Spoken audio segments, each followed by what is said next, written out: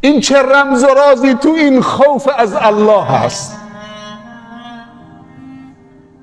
ترس از مخلوق، ترس از خالق. کلمه ای ترس همون سه تا حرفه، خوف هم همون سه تا حرفه، ولی مخلوق و خالق تفاوتش تو اینه. هرچی خوف و ترس ما نسبت به خالق و رب العزت و الجلال بیشتر بشه، انس ما به طرف اون بیشتر خواهد شد.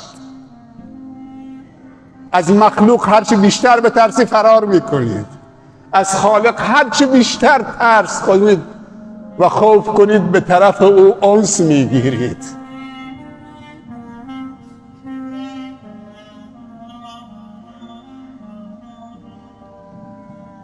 فرصت ها رو از دست ندهیم.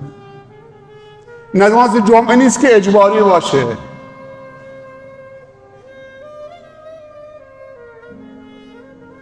امشب اختیاریه.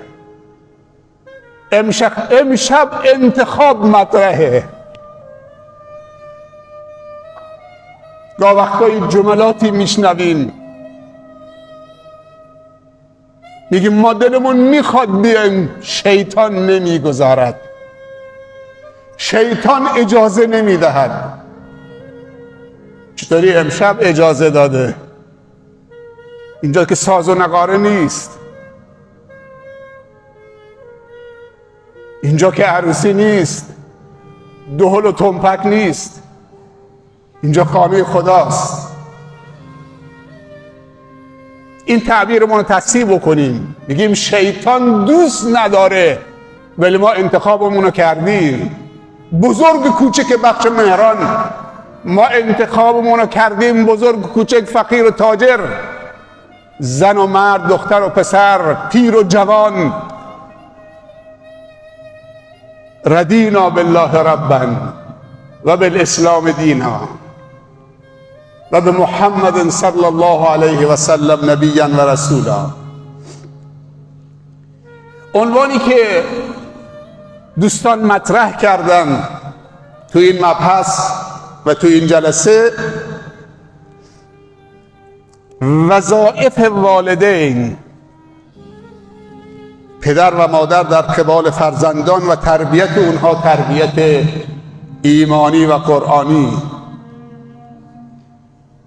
من در مقدمه گفتم اگر پدر و مادر دوست دارن که فرزندان خوبی داشته باشند، باید خودشون اول خوب باشند.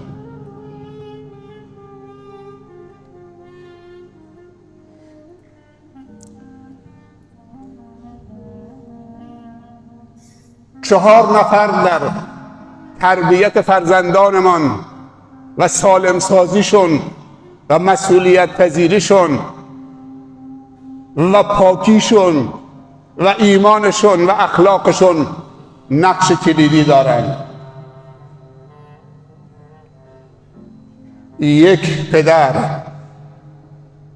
دو مادر، سه معلم، چهار دوست.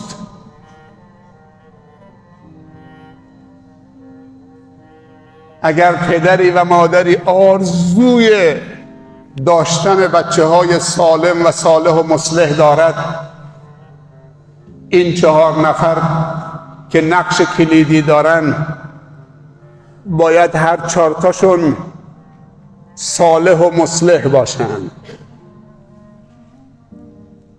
از پدر شروع میکنیم. تو که میخوای در آینده فرزند سالم و صالح و مصلحی داشته باشید، اولین گام انتخاب مادر خوب، یعنی همسر خوب.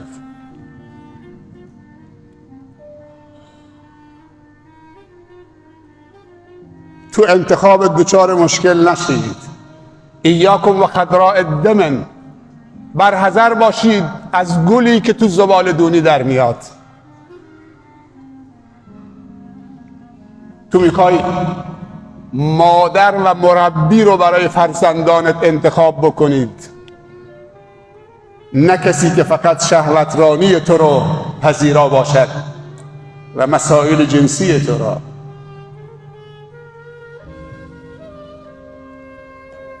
یکی از حقوقی که فرزند بر گردن پدر دارد انتخاب مادر خوب برای فرزند.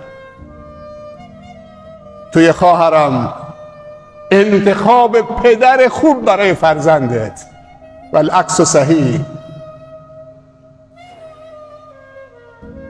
فرزند خوب داشتن تمنا نیست، آرزو نیست.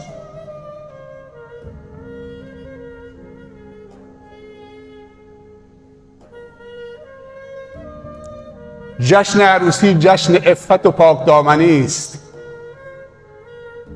متاسفانه در جشن عروسی که جشن عفت و پاکدامنی است،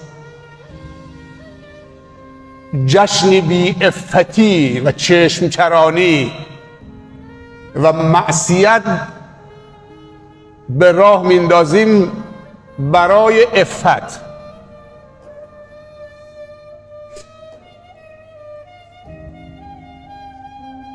خیلی وقتا ما هم سکران میشیم، پدر و مادرها سکران میشن، نمیخوایم عروسی بکنیم.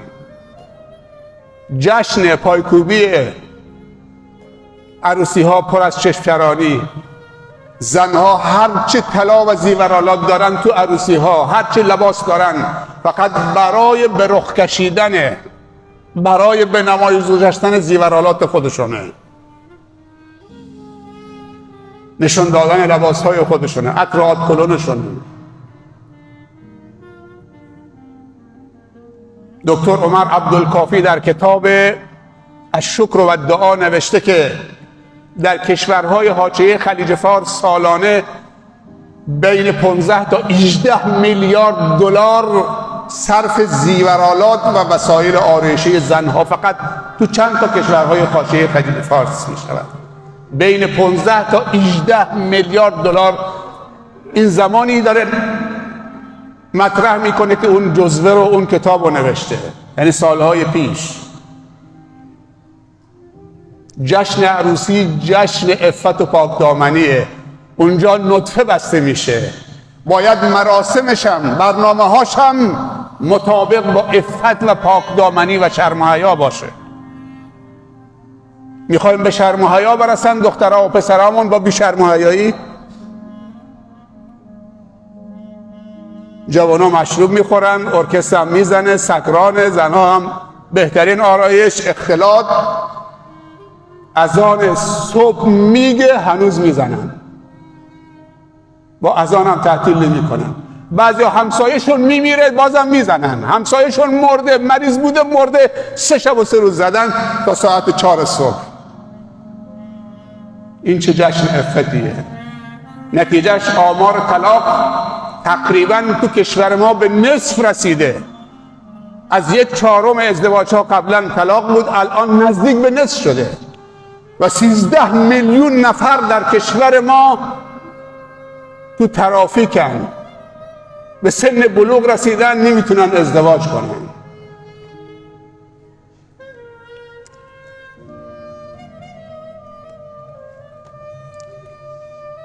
اولین حق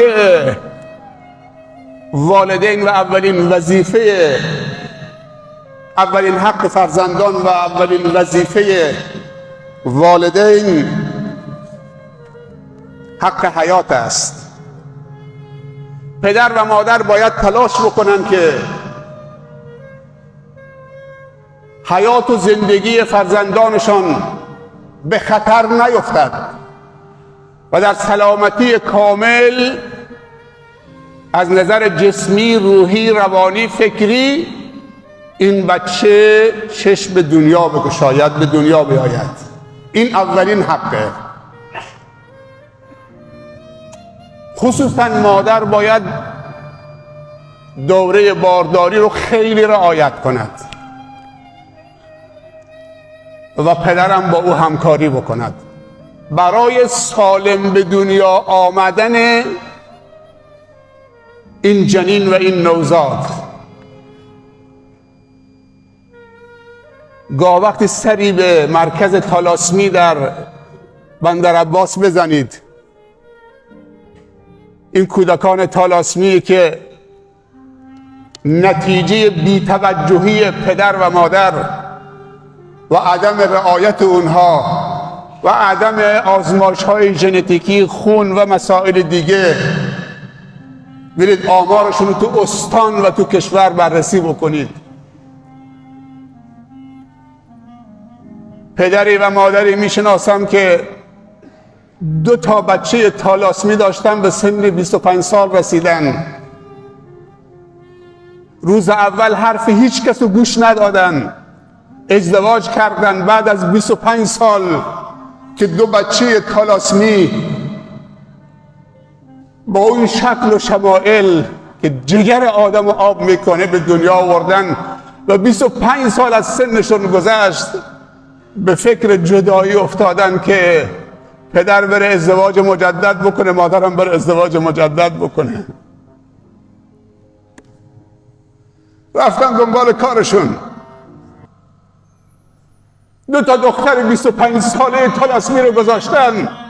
مادر شوهری دیگه گرفت، پدرم همسر دیگه رو انتخاب کرد.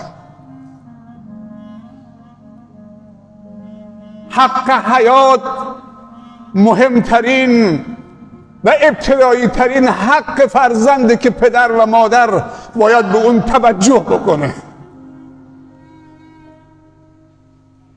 وقتی دعا میکنید خدایا فرزندی بهم بده، نگو فقط خوشگل باشه، موی سرش اینطوری باشه، زلفش اینطوری باشه، چشمش اینطوری باشه، صورتش اینطوری باشه، خوشگل ترین تو منطقه باشه، سفید ترین و خوشگل ترین اندامش اینطوری باشه.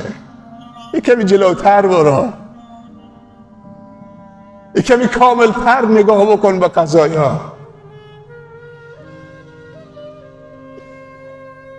و خدایا بچه‌ای بده که سالم در جسمش، صالح در اخلاقش، مصلح برای جامعه. اگه صالح و مصلح و سالم باشه، سبزه هم باشه تو دل میره.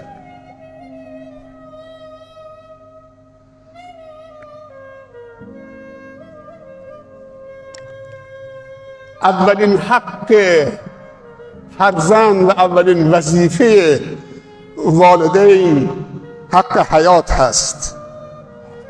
خداوند در قرآن می‌فرمایند ولا تقتلوا اولادکم خشیة املاق. از ترس هزینه و فقر بچه هاتون رو نکشید. همه تلاشتون رو به کار میگیرید که این نوزاد سالم به دنیا بیاد. دومین حق، خیلی سریع برم، حق برخورداری از کانون سالم خانواده. زمانی فرزندان ما رشد میکنن که کانون خانواده و بنیان و اساس خانواده سالم باشه، فضای از صمیمیت، محبت، احترام متقابل بین پدر و مادر بچه ها مشاهده بکنن.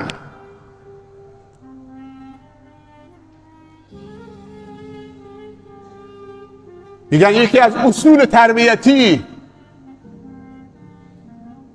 فرزندان اینه که فرزندان بفهمن که پدر مادرشون رو دوست داره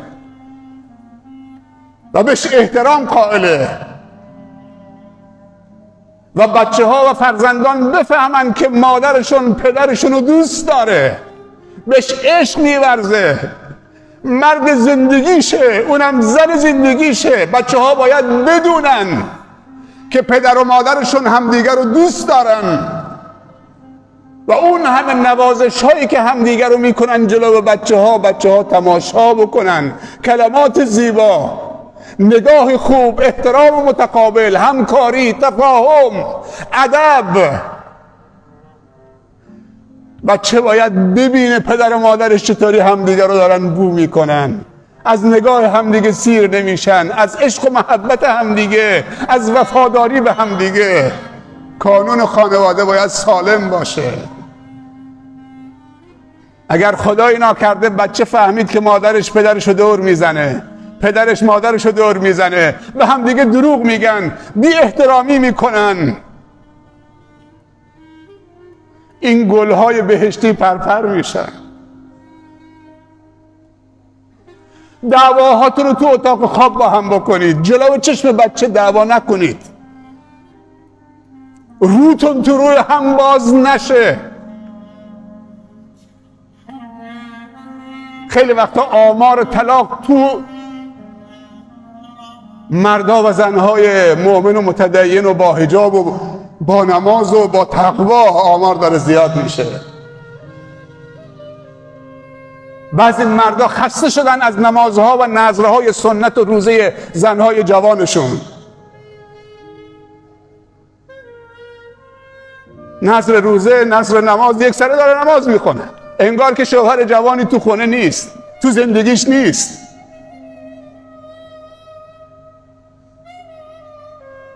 هر نماز و سنت های قبلی و بعدی و از کارش 3 ساعت 1 ساعت طول میکشه.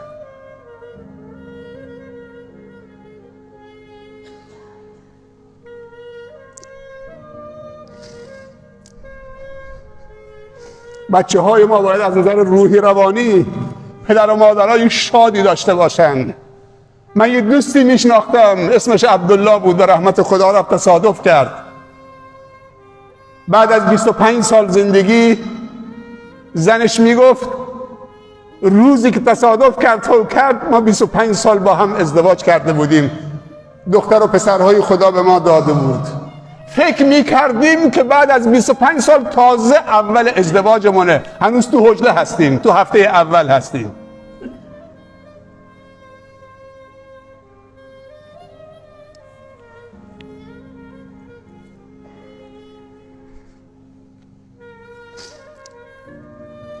سومین وظیفه پدر و مادر ادب نیکوست.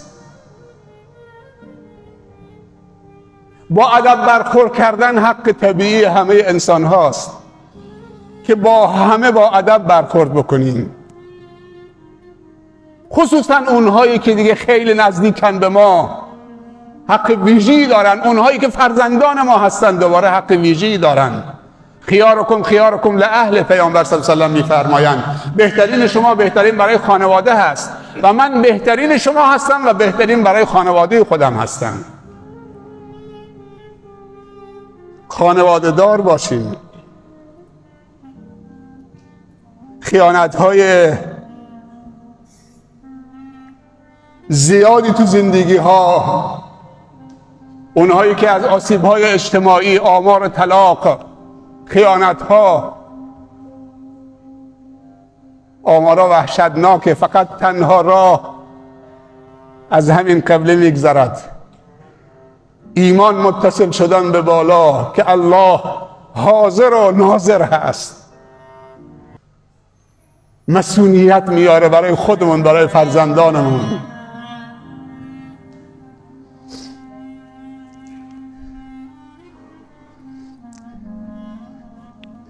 چند تا مثال بزنم از ادب و مهرورزی پیامبر به کودکان. دختر بچه‌ای در کوچه های مدینه دست پیامبر رو گرفت، 2 ساعت دست پیامبر رو میکشید این طرف و این طرف، پیامبر دستشو در نیاورد تا اینکه خودش دست پیامبر رو رها کرد رفت تو خونه. تعجب میکرد، گفت یا رسول الله تو بچه کوچکو داری میبوسی، نوازش میکنی؟ با این ادب و احترام و محبت بهشون نوازش میکنی، نگاه میکنید؟ من نزدیک به 10 تا فرزند دارم، یادم نیست گاهی یکی از اینا رو بوسیده باشم. گفت اگر خدا رحمت و شفقت از دل تو بیرون کشیده من چه کارت کنم؟ من لم یرحم لا یرحم، کسی که رحم نکنه هم نمیشه. روزی عبدالله ابن عباس، این نوجوانی بود، پیامبر دستشو گرفت و وقتی این نوجوانا پشت کمرش رو الاغ سوار میکرد. امروزی اگر یه بزرگی، یک شیخی اینجا موتور داشته باشه، شیخ جلال یکی از این بچه ها رو کجا میری پسرم؟ بپر پشت ترکم، نوازشش بکنه، بعدش بگه که ای نوجوان اینی اعلمک کلمات احفظ الله یحفظک.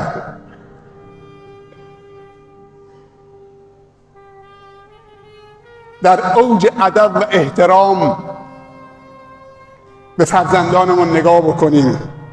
چهارم، شیر دادن، شیر مادر خصوصا یکی از وظایف پدر و مادر.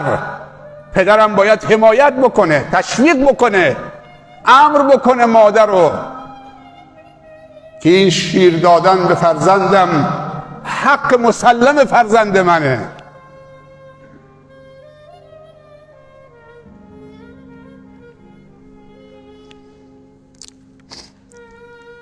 کودک بعد از تولد به شدت برای بقای خود به مادر نیازمند است.